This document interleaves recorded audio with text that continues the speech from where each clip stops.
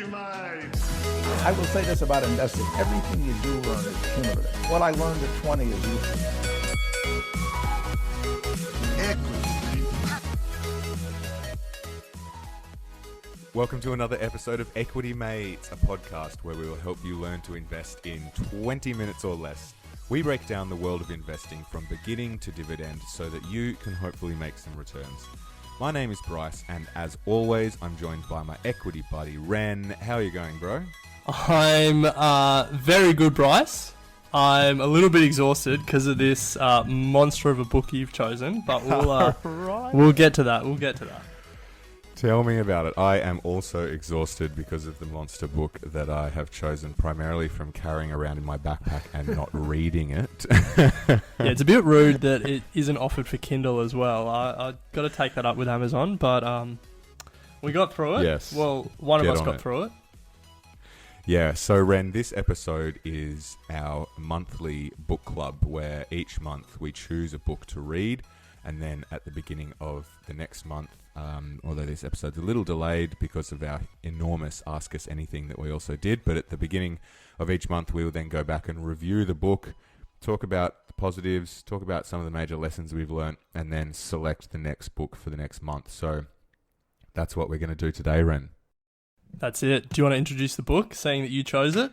Yeah, well, the book that I chose with great intention and that looked really interesting and super pumped to read it was called Titan, The Life of John D. Rockefeller Sr.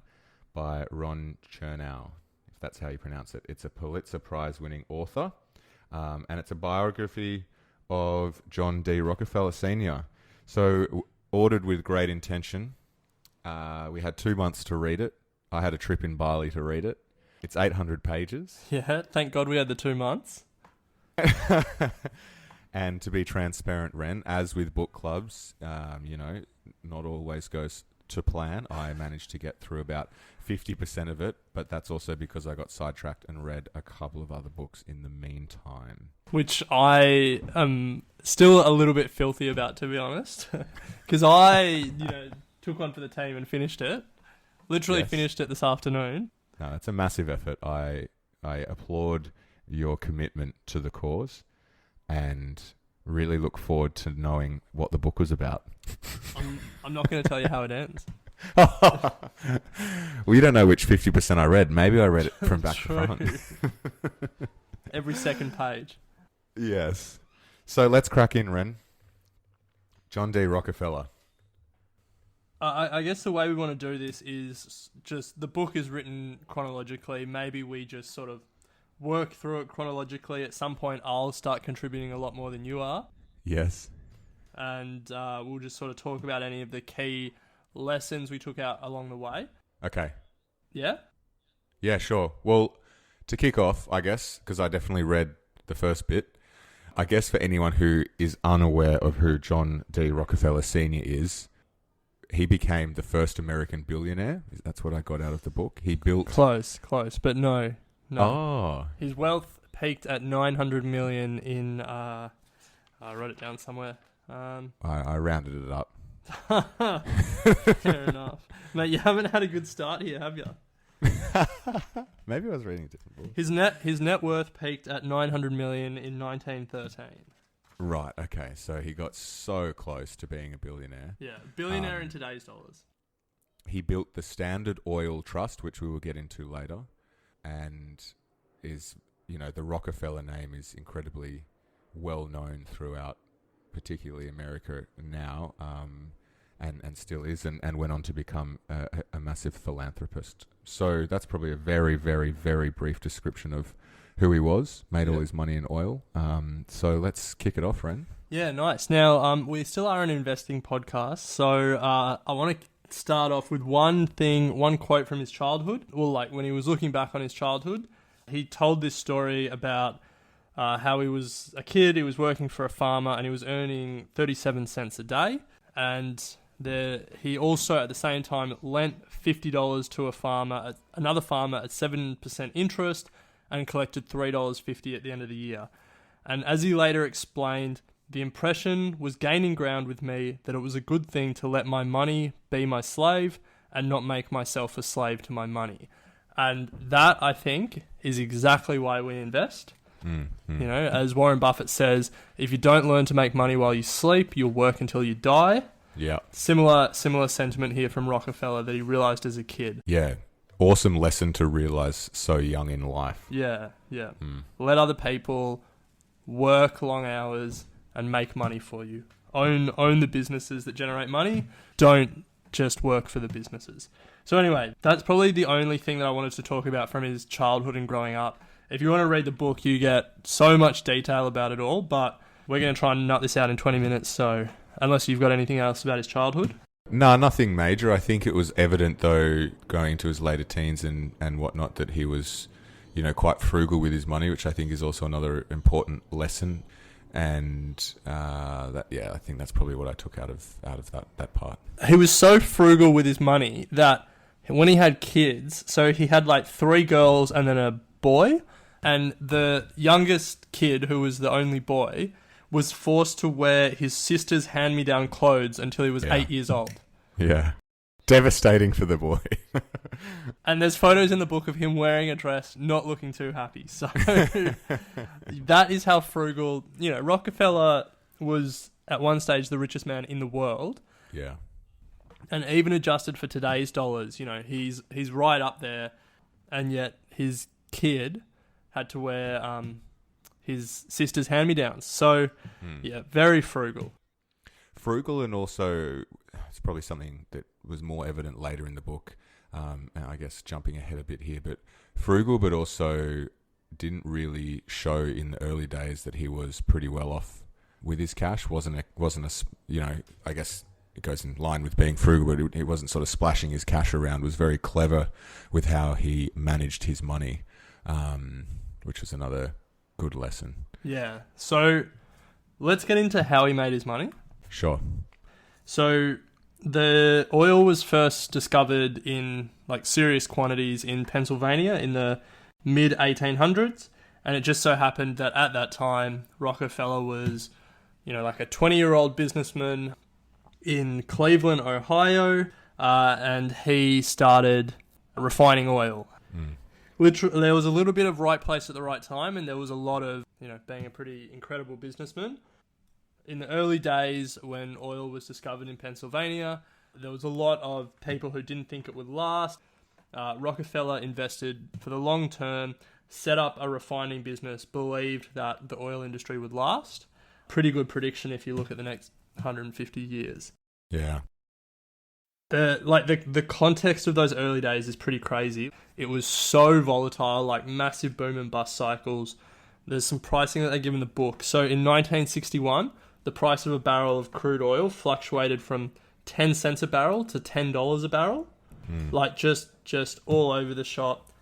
And sort of in that context, Rockefeller really started to consolidate oil refining to the point where, without getting into all the details, in 1872, they talk about this moment in his business career. They call it the Cleveland Massacre. And basically in a month and a half, he swallowed up 22 of his 26 competitors in Cleveland. Dominated the oil refining market there, including buying 6 of his competitors in just 48 hours, which is a pretty crazy M&A spree by any Massive. standard. Yeah. And essentially what Rockefeller then became was the oil refining monopolist. By the 1890s, 84% of all petroleum products sold in the US were done by his company, Standard Oil, and then also they owned 33% of the drilling in America in the 1890s.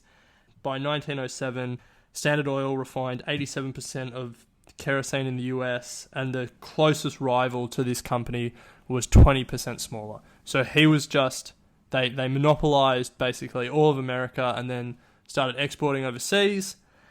Look, there's a lot to the story. It's a pretty fascinating business story, but in a nutshell, that's how he became the richest man in the world. Yeah, it's a great story. And the author paints him in both a positive and negative light at stages. You know, sometimes he can be perceived as quite evil. You know, he was very ruthless in the way that he went about sometimes monopolizing, I guess. But then, you know, the book explains that he was donating 6% of his income to charity from, you know, the first day that essentially he was earning, you know, decent amount of cash. I think from what you just explained, Ren, particularly at the start, he bought out his first partner because I think they were having difficulties between the two of them, and John had a vision that he thought was probably not in line with his partner's vision, so he bought out his partner from the business. John had a very constant drive for improvement, and I think he didn't really let others stop his progress. And he had a vision, and a really good sort of longer term vision that I think not many others saw around him. And in investing, you know, we talk about trying to find managers that you kind of back in.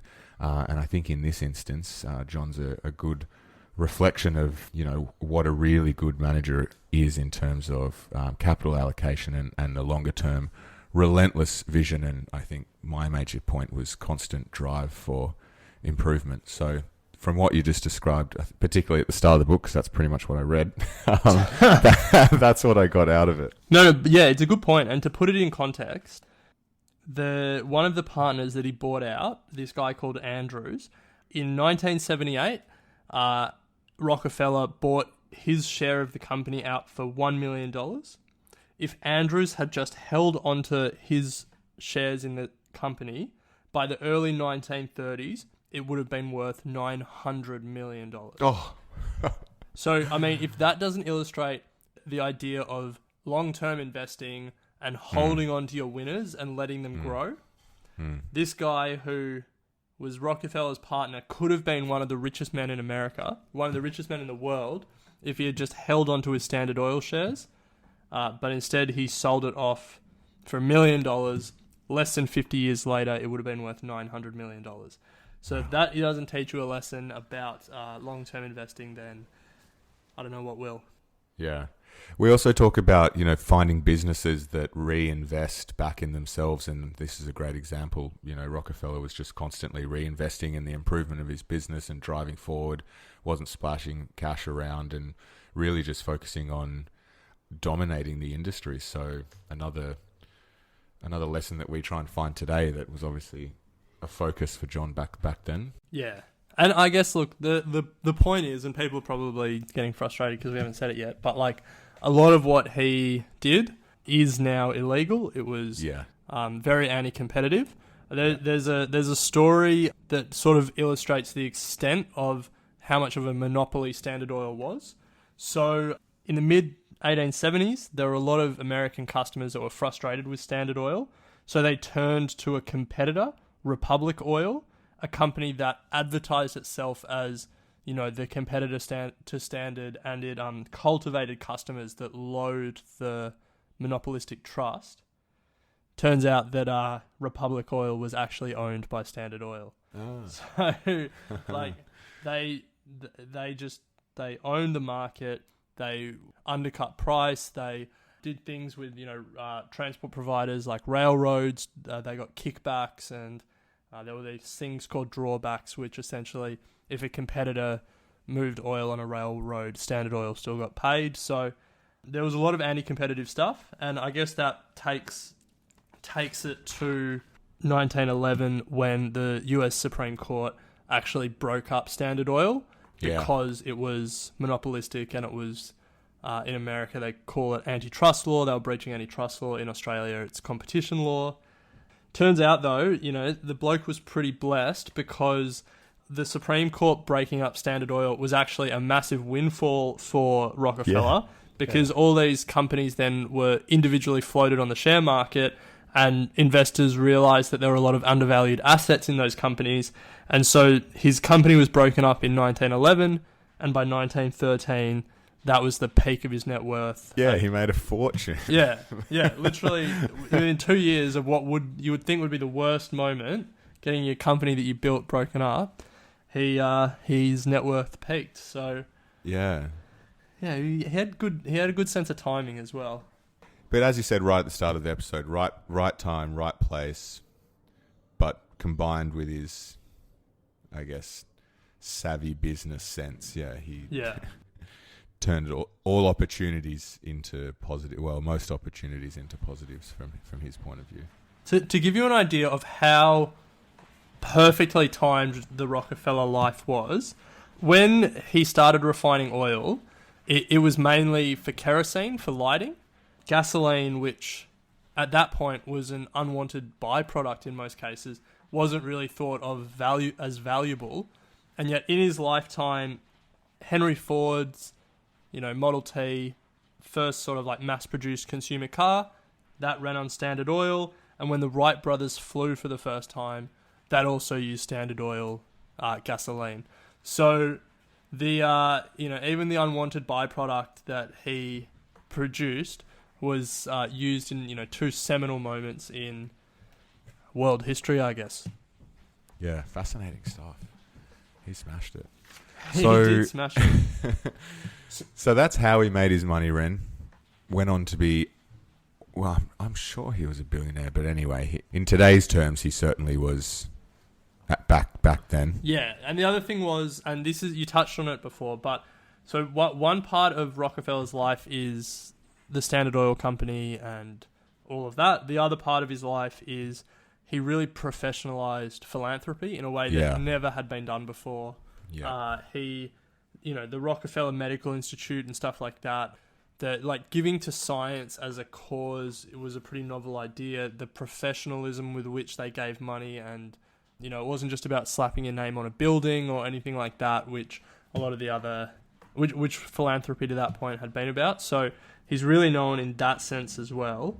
And if he hadn't given away all of his money, then he would have easily got over $1 billion. Yeah, true. Yeah. I think he died with like 26 million left. So he'd given away, oh, wow, everything over the course of his life. Well, he created the University of Chicago, didn't he? Yeah. So he endowed it. And yeah, that was one of his big projects. The Rockefeller Medical Research Institute was massive as well, and a bunch of other things. Nice. Yeah, so look, we're sort of brushing up on 20 minutes, but just to give people an idea of just how big Standard Oil was. So once Standard Oil was broken up, it was separated into each sort of constituent part. I think there was 34 companies. Some of the biggest companies, and what you might know them as today. So the Standard Oil of New Jersey became Exxon. Wow. Standard Oil of New York became Mobil. Standard Oil of Indiana became Amoco. Yeah. And Standard Oil of California became Chevron. And then Standard Oil of Ohio was taken over by British Petroleum. So some of the biggest oil companies that we think of today actually were all part of the Standard Oil monopoly. Gee. Yeah. Wow. And so I'm interested to know if, and I'm not sure if you do, but if the Rockefeller family still have stake in any or part of those. I'm sure they do. Yeah. Wow. Huge. Yeah. What are some of the major lessons, I guess, from an investing point of view that you took out of this this book? As you said at the start of the episode, it's not a book that's directly related to investing, but it's certainly got some great takeaways in there. Are there any lessons? I guess, what are your major lessons? So I think what we talked about before about just the unbelievable growth in this company, and if you had been an investor and you'd held on, I think that's probably a key takeaway for me. And just the outsized returns that good leaders can create for a company. If you held Standard Oil shares, you wouldn't have wanted to hold, a oil ETF. You would have wanted to own Standard Oil. But yeah, I think that's probably the main one. It is ironic. If you read the book, he, as an investor, was actually quite poor and got sucked up into a number of scams. And I think it's interesting to see how this unbelievable businessman probably wasn't the best investor. It is a different skill set, I guess. Very, very fascinating guy. Yeah, fascinating. Nice. What about you, mate? Half the book. Any takeaways? From what I read, I mentioned it at the start. I think, finding companies that have managers that are consistently looking for ways to improve, using the capital that they have in an effective way, reinvesting back into the business for growth, longer term growth. They have long-term vision. I think those are really important characteristics of managers. And John certainly showed that. He was pretty ruthless at times and relentless with his vision. And as I said, didn't really let others step in the way. I don't know if that's, the best management style, I guess, for today. But it's important, I think, to have companies with strong leadership. I look at Jeff Bezos, for example, and he certainly has a long-term vision for the company. He's not so concerned with the short-term results and pleasing investors shorter term. And I'm sure, as you said, investing in Standard Oil back in the day, you'd much rather be in that than certainly any of his competitors or even an oil ETF, as you said, Ren. So that was probably my biggest takeaway. Yeah, you actually made me think of two more things. So the funny thing in the book, which surprised me, was sometimes they would pay like 33% dividends, which is just crazy when you think about it today. Like, imagine if a company was paying a 33% dividend in today's market. Share price wouldn't be 33% for long. No way. Yeah. Anyway, I found that interesting. The other one, so in retirement, when Rockefeller was, earning his Standard Oil money, he was making $1.90 a second, which at the time was unprecedented. Yeah, wow. Looking at Jeff Bezos last year, have a guess how much he's making a second. I think I remember this stat, but I'm going to say over, I don't know, 50,000. Mate, 50,000 a second. No, I'm going to say 1,000.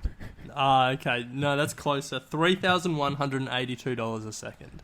Wow. Which obviously, you got to factor in inflation compared to Rockefeller, but still, in 100 years, it's a pretty massive step change. Yeah, he's smashed that. Yeah. I read somewhere that he could spend, multiple tens of millions of dollars a year for the next 100 years or something, and he'd still have cash left in the bank. So, yeah. Well, if he wants to sponsor Equity Mates, we'd be happy to have him. Got a new email address now, contact@equitymates.com. So if Jeff, you're listening, hit us up at that and we can talk. All right. Well, I think that brings us to the end of this book club.